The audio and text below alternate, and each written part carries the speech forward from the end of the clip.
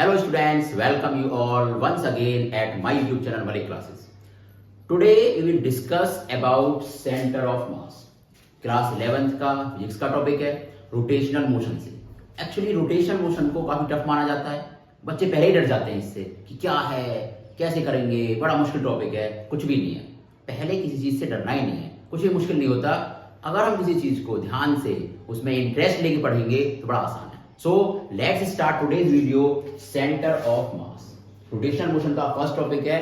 आज जानेंगे क्या होता है, किस पे डिपेंड करता है, की फैक्टर्स क्या हैं, पैरामीटर्स क्या हैं, और उसके बाद न्यूमेरिकल डिस्कस करेंगे कैसे न्यूमेरिकल आ सकते हैं बोर्ड एग्जाम में या आईआईटी या नीट के लिए. So let's start with me once again. Centre of mass. पहले डेफिनेशन जान लेते हैं. कोई भी टॉपिक पढ़ने से पहले हमें ये पता होना चाहिए होता क्या है. व्हाट इज दिस, होता क्या है क्या ये चीज. अगर हमें पता चल जाएगा कि ये है या वो है तब उसमें आगे बढ़ेंगे. तो ये होता है a point at which the entire mass of the body और system of body is supposed to be concentrated. यानी कोई बॉडी है मेरे पास, अगर ये मेरे पास कोई बॉडी होगी तो मान लिया इसका जो मास होगा ये 10 किलोग्राम हुई, सॉरी 11 किलोग्राम है. तो इसका एंटायर मास, सारा मास एक पॉइंट पे वर्क कर रहा होगा या कॉन्सेंट्रेट होगा. मैं मान रहा हूं यहां पे इसका मास कॉन्सेंट्रेटेड है तो ये होगा उसका सेंटर ऑफ मास. या और अच्छा समझने के लिए हमारी बॉडी है, हमारा कुछ मास होगा तो हमारी बॉडी का जो सेंटर ऑफ मास होता है वो होता है हमारी नाभि. हमारी नाभि जो होती है उसे हमारी बॉडी का सेंटर ऑफ मास माना गया है कि हमारी बॉडी का सारा मास हमारी नाभि पे कॉन्सेंट्रेटेड होता है. किसी भी बॉडी का या सिस्टम ऑफ बॉडीज का जो टोटल मास होता है वो किसी एक पॉइंट पे कॉन्सेंट्रेटेड होता है, वही होता है सेंटर ऑफ मास. जैसे कि बात कर लेते हैं, ये रॉड होती है, यूनिफॉर्म रॉड होती है, ठीक है. इसका सेंटर ऑफ मास बिल्कुल बीच में लाई करता है, यहाँ पे लाई करेगा. ये हमारा सर्कल होता है, इसका बिल्कुल बीच में लाई करता है. ये सेमी सर्कल हो गया हमारा, इसका कहाँ लाई करता है, इसका यहाँ पे लाई करता है बेटा. ये पॉइंट होता है हमारा 0,2r/π.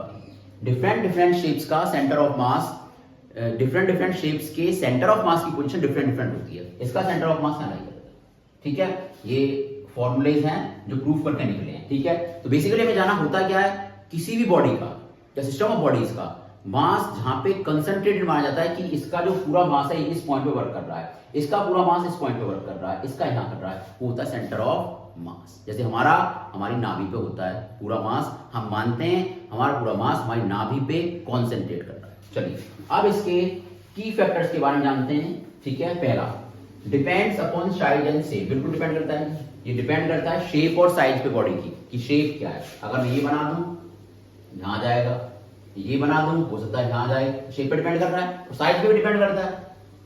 ये बड़ा साइज बना दें तो हो सकता है यहां जाए.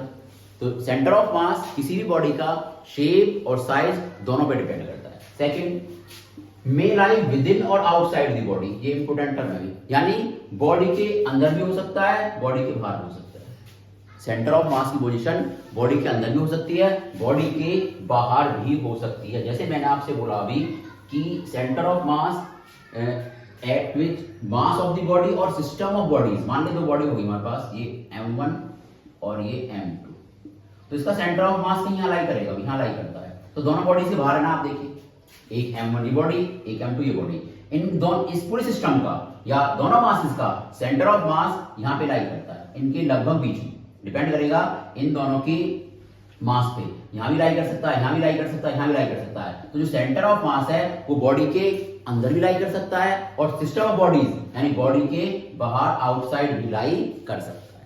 थर्ड पॉइंट पाइए, under the motion can change its position. बिल्कुल सही बात है. मोशन अगर पार्टिकल करेगा, मान लीजिए सिस्टम है हमारा कोई, ये M1 मान लीजिए, ये मोशन कर रहा है इधर से इधर, इधर से इधर, तो इसका सेंटर ऑफ मास भी चेंज हो सकता है. सेंटर ऑफ मास चेंज हो सकता है.